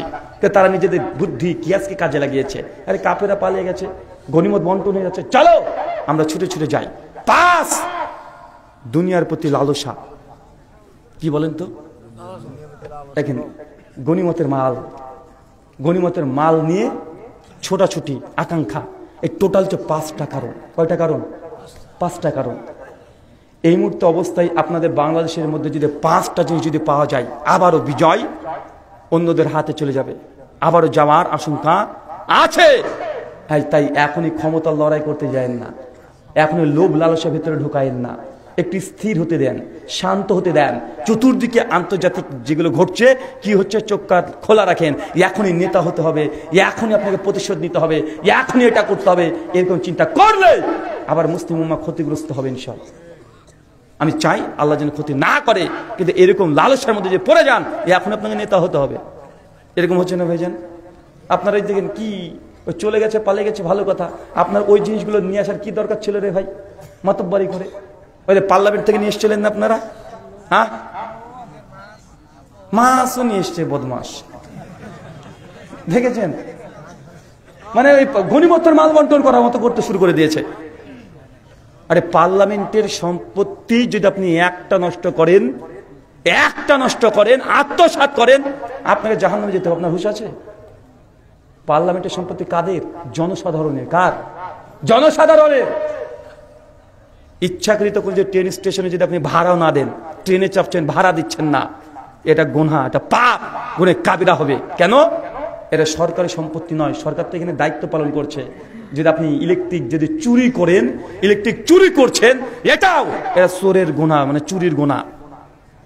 যতক্ষণ নিজে পরিবর্তন না হবেন, ততক্ষণ আল্লাহ আপনাকে পরিবর্তন করবেন না। ইন্নাল্লাহা লা ইউগাইয়িরু মা বিকওমিন হাত্তা ইউগাইয়িরু মা বিআনফুসিহিম।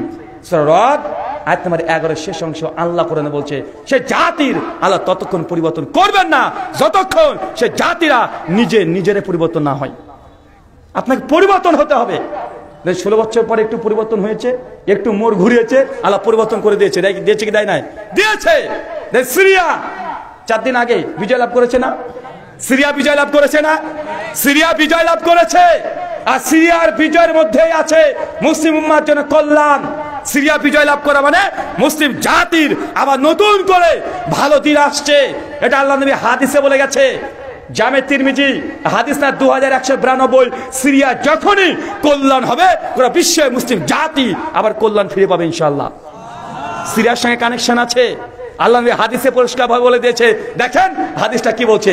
আল্লাহ নবী বলছেন, ইজা ফাসাদুল শাম ফালা খায়রি ফিকুম। বাংলা মানে যখন শামবাসী, শাম মানে কি? সিরিয়া। সিরিয়া বলতে, শাম বলতে শুধু এখনকার সিরিয়া নয়, এর মধ্যে জর্ডান পড়বে, এর মধ্যে ফিলিস্তিন পড়বে, এর মধ্যে মধ্যপ্রাচ্য, এরা প্রায় সবগুলোই পড়ে যায়। তো আল্লাহ নবী বলছে, যখন সিরিয়াবাসীর মধ্যে খারাপি ফিতনা ঢুকে যাবে, তখন গোটা মুসলিম উম্মাহ তোমাদের মধ্যে কল্যাণকর ভালো কিছু পাবে না। বুঝতে পারলেন না মনে হাদিসটা? আল্লাহ নবী বলছেন, যখন সিরিয়া মানে শাম দেশ, সিরিয়া যখন ফিতনায় জর্জরিত হয়ে যাবে, সে সময় কল্যাণকর কোনো কিছু উম্মতেরা থাকবে না। তার মানে বুঝতে হবে, যখন সিরিয়া বিজয় হবে, মুসলিম উম্মাহর বিজয় অনেক দ্রুতই হয়ে যাবে। তাদের কল্যাণের সঙ্গে মুসলিম উম্মাহর সম্পর্ক আছে। আপনি জানেন সিরিয়া কি? নবী ঈসা আলাইহিস সালাম কোথায় আসবে? দাজ্জালকে কোথায় হত্যা করা হবে? জি, শাইখুল ইসলাম ইবনে তাইমিয়া কোথাকার মানুষ? সিরিয়া। ইমাম জাহাবি, ইমাম ইবনু কাসির কোথাকার? সালাউদ্দিন ইউসুফি কোথাকার? সিরিয়াবাসী যদি একবার ঘুরে দাঁড়ায়, সিরিয়াবাসী যদি একবার গোটা বিশ্বে যদি ঘুরে একবার যদি দাঁড়ায়, গোটা বিশ্বের মুসলিমদের জন্য সুখবর ইনশাআল্লাহ। কারণ তাদের সঙ্গে মুসলিম উম্মাহর কানেকশন আছে। আমরা প্রায় এই হাদিসটা পাঠ করি, ইজা ফাসাদুল শাম ফালা খায়রি ফিকুম। হে আমার সাহাবীরা, শামবাসী যদি ফিতনার মধ্যে পড়ে যায়, মুসলিম উম্মাহর মধ্যে তার মধ্যে কোনো কল্যাণ নাই। তার মানে শামবাসী যদি ভালোর মধ্যে থাকে, বিজয় যদি তারা থাকে, জেনে দেখবেন গোটা মুসলিম উম্মাহর বিজয় সন্নিকটে ইনশাআল্লাহ। অচিরেই ফিলিস্তিন মুসলমানদের দখলে আসবে ইনশাআল্লাহ। যে দেশগুলো মুসলমান হারিয়েছে, সবগুলো আবারও মুসলিমদের হাতে আসবে ইনশাআল্লাহ আসবে। অপেক্ষা করেন, নিজেকে পরিবর্তন করেন, একটু পরিবর্তন করতে হবে। আল্লাহ সুবহানাহু ওয়া তাআলা আমাদের বোঝার তৌফিক দান করো, সকলে পড়ি আমিন। সম্মানিত সুধী, আমি আলোচনা এই যে হালাল হারাম সুন্নাত বিদাত অনেক আলোচনা শুনেছেন না ভাইজান? অনেক শুনেছেন। আপনাকে নুসিয়ামূলক শুধুমাত্র আজকে আলোচনা করলাম। এখান থেকে আপনি শিক্ষা নেন। দ্বিতীয় কারণ কি ছিল বলেন তো? মুসলিম উম্মাহর মতভেদ। দেখেন, মতভেদ হবেই, কিন্তু মতভেদ হলেও সমাধান ঠিক জায়গাতে নিতে হবে। কি নিতে হবে বলেন তো ভাইজান? সমাধান কোথা থেকে নিতে হবে? কোথা থেকে?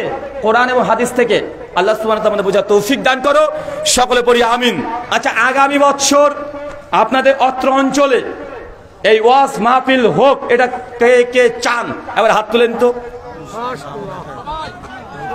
মাশাআল্লাহ, হাত নামিয়ে ফেলেন। আল্লাহ তুমি কবুল করো, আমিন। হ্যাঁ, আচ্ছা, এই যে অনুষ্ঠানগুলো করতে হয়, টাকা লাগে না? এমনি হয়? হ্যাঁ, এই যে আমাদের রিজন ভাইকে কি ফেরেশতা সে টাকা দিয়ে যায় রাত্রে বালিশের নিচে? এত আয়োজন করতে খরচ হয় কি হয় না? কথা বলেন। আর যেহেতু একটা মাদ্রাসা, বা আমি টাকা কালেকশন কোনদিন করি না, আমি জানিও না। ভাইরা বারবার বলছে সামনে বছর যদি আপনারা প্রোগ্রাম চান, আর বড় বড় শেখ মাসাক একসঙ্গে অনেকে আশিকটা যদি চান, তাহলে ভাইদেরকে সহযোগিতা করার দরকার আছে না নাই? যদি আপনারা না করেন, সামনে বছর আর সাহস পাবে না, যে লস খেয়ে যায়, সামনে বছর আর করবে? কথা বলেন। তাই ছেলেরা ভেতরে যাচ্ছে, যা আছে হালাল টাকা যা আছে আপনার পকেট থেকে দিয়ে দেন। আর যারা এই মাহফিলের সঙ্গে সম্পৃক্ত হতে চান, নাম লিখাচ্ছে ভাইরা, নাম লিখে নিতে পারেন। আচ্ছা, প্রশ্ন উত্তর হবে না চলে যাব? জি, প্রশ্ন উত্তর দেবো না চলে যাব ভাই? আচ্ছা, আপনারা যদি চলে যান তাহলে আমার জন্য ভালো হয়। আমি চাচ্ছি যে আপনারা চলেই যান, কারণ কালকে আমাকে ঢাকাতে আমার খুদওয়া আছে। রাত্রিবেলাতে এহসুন্নাহ শেখ আকরামুজ্জামান বিন আব্দুল সালাম মাদানী হাফিজাহুল্লাহ প্রোগ্রাম অ্যাটেন্ড করতে হবে। আপনার বাড়িতে গিয়ে তো ঘুমাবেন, আমাদেরকে গাইতে থাকতে হবে, তাই না? তা আপনারা যদি চলে যান, এটা আমার জন্য ভালো হয়। আর যদি আপনারা শুনতে চান প্রশ্ন উত্তর, তাহলে বসে যান। এখন আপনারা কোনটা চান? যেটা চান সেটা। জি, জি, আমি বলি, আমি কথা বলছি, আপনি শুরু করলে শুরু করে চলে যাবেন, কারণ আপনাদের ইচ্ছা, আপনার ইচ্ছা, আমার সমস্যা মতো হবে। এখন শুরু করলে চলে যাবে। একজন আপনারা বলেন, ওখানে একজন মাইক নিয়ে বলেন। বসেন, আগে যান না, উত্তর হবে।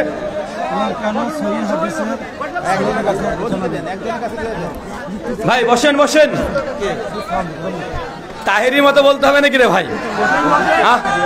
বসেন মুরব্বি, বসেন। জি, দ্রুত প্রশ্ন করেন তো ভাই। প্রশ্ন হচ্ছে, নবী মুহাম্মদ সাল্লাল্লাহু আলাইহি ওয়াসাল্লামের বক্ষ বিদীর্ণ করা হয়েছিল কয়বার? আল্লাহর নবীর বক্ষ বিদীর্ণ হয়েছিল কয়বার? কমপক্ষে হাদিস থেকে জানা যায় যে ছোট্ট অবস্থায় 7 বছর বয়সে তার একবার বক্ষ বিদীর্ণ হয়েছিল। মেরাজের পূর্বে আরো একবার করা হয়েছিল, 2 বার। কিছু কিছু রিয়াত পাওয়া যায় কমপক্ষে 3-4 বার নবীর বক্ষ বিদীর্ণ করা হয়েছে। শুকরান। এত ঘাচামাচি করলে হবে? স্টেজ এত কথা হচ্ছে কেন ভাই? আরে একজনকে দেন, সবাই চিৎকার মারছে। মহান আল্লাহ বলেন, তোমরা আল্লাহর রজ্জু শক্ত করে ধরো, পরস্পর বিচ্ছিন্ন হয়ে না। মহান আল্লাহ বলেন, তোমরা আল্লাহর রজ্জু শক্ত করে ধরো, পরস্পর বিচ্ছিন্ন হয় না। তাহলে আমরা যদি নিজেকে হানাফি বা মুহাম্মাদি বা আহলে হাদিস পরিচয় দেই, তাহলে কি পরস্পর বিচ্ছিন্ন করা হলো না? শুকরান, জাযাকাল্লাহু খায়রান, বারাকাল্লাহু ফিক। এক ভাই খুব সুন্দর আলোচনা করেছেন বর্তমান প্রেক্ষাপটকে রেখে। আল্লাহ সুবহানাহু ওয়া তাআলা কোরআনুল কারীমে বলেছেন, সূরা আলে ইমরান সূরা নম্বর 3 আয়াত নম্বর 103, ওয়া তাসিমু বিহাবলিল্লাহি জামিআও ওয়া লা তাফাররাকু। ভাই এত কথা বললে তো হবে না ভাই, একটু চুপ করে যান। আর কথা বসতে বললেও ভাই আপনারা হাত দিয়ে বসিয়ে দেন, কথা বলছেন কেন? তো আশ্চর্য। প্রশ্ন হচ্ছে, আল্লাহ তো কোরআনে বলে দিয়েছেন আল্লাহর রজ্জুকে আঁকড়ে ধরো, পরস্পর বিচ্ছিন্ন হয়েও না। এখন যে নিজেকে হানাফি, শাফি, মালিকি, হাম্বলি, আহলে হাদিস দাবি করি, তাহলে কি বিচ্ছিন্ন হলো না? দারুণ প্রশ্ন। তবে প্রশ্নের মধ্যে একটু ভুল হয়েছে। অবশ্যই আল্লাহর রজ্জুকে আঁকড়ে ধরেন। আল্লাহর রজ্জু কি? কথা বলেন। কোরআন এবং হাদিস। আল্লাহর রজ্জুকে আঁকড়ে ধরো, পরস্পর বিচ্ছিন্ন হয়েও না, মানে কোরআন হাদিসকে আঁকড়িয়ে ধরো। আর যদি ধরো তাহলে কি হবে? বিচ্ছিন্নতা আসবে না। কিন্তু আমরা তো ও কথাই বলছি যে আমরা কোরআন আর হাদিসকে আঁকড়িয়ে ধরবো। বিচ্ছিন্নতা কখন আসে? যখন আমি বলি যে সহিহ মুসলিম শরীফে এই হাদিস আছে, নবী এটা করেছে, আর একজন তখন বলছে যে ভাইজান তোমার মুসলিম শরীফ বাদ দাও, আমার মৌলানা শরীফ এই কথা বলেছে। ভাই হচ্ছে না ভাইজান? আমি বলছি মদিনাতে এই আমল চালু আছে, বা আল্লাহর নবী তিনি এই কথা বলেছেন, ওই যে তোমার মদিনা রাখো, আমার বাগদাদ শরীফে এই ফতোয়া চলছে, আছে না নাই? তার মানে বোঝা যাচ্ছে যে মতভেদ তখন হয় যখন কোরআন এবং হাদিসকে বাদ দিয়ে তৃতীয় কোনো পক্ষকে আপনি মানতে চান। তো আপনি যদি কোরআন এবং হাদিসকে যদি মেনে চলেন, আপনার মধ্যে দলে দলে বিচ্ছিন্ন হওয়ার আশঙ্কা নাই। এখানে দ্বিতীয় একটা পয়েন্ট মনে রাখবেন, সব দল আর আহলুল হাদিস এই দুটোকে মিলালে হবে না। সব দল আর আহলুল হাদিসকে মিলালে হবে না। আহলে হাদিসরা তাদের মূল দাবি কোরআন ও হাদিস মেনে চলেন। অন্য মাযহাবের দাবি যেন আমাদের মাযহাবি ফাতোয়া যেগুলো আছে সেগুলোই মেনে চলেন, তাতে কোরআনের বিরুদ্ধে যাক হাদিসের বিরুদ্ধে যাক আমাদের দেখার দরকার নাই। এটাই তাদের মানহাজ। কিন্তু আমাদের মানহাজ কি তাই? কথা বলেন না। এখন আমরা তো কথাই বলছি যে আল্লাহর রসুলকে আঁকড়ে ধরেন, দাওয়াত তো এটাই। এখন দাওয়াতে আমরা বলছি আমরা আহলুল হাদিস। আহলুল হাদিস মানে কি বলছি আপনাকে? মানে কোরআন এবং হাদিসের আমরা অনুসারী। আপনি যে আয়াত পেশ করেছেন এই আয়াতটা আমাদেরই দলিল। এই দলিলটাকে সামনে রেখে বলছি যে ভাই ওয়াতাসিমু বিহাবলিল্লাহি জামিআ ওয়ালা তাফারাকু, তোমরা আল্লাহর রজ্জু আঁকড়ে ধরো কোরআন হাদিস। এটা তো আমাদেরই দাওয়াত। তাই আমরা বিচ্ছিন্ন হই নাই, বরং কোরআন হাদিসকে ছেড়ে দিয়ে যারা মাযহাবের, যারা পীর সাহেবের রজ্জুকে আঁকড়ে ধরতে গিয়েছে তারা তো বিচ্ছিন্ন হয়েছে। আমরা কি বিচ্ছিন্ন হয়েছি? আমরা তো জায়গা মতোই আছি রে ভাই, আমরা তো জায়গাতেই আছি। তাই এটা আহলে হাদিসের প্রতি অভিযোগটা আসে না। শুকরান। এখন একটা হিন্দু ভাইয়ের প্রশ্ন, প্রধান অতিথি একজন একটু সালাম দিবেন।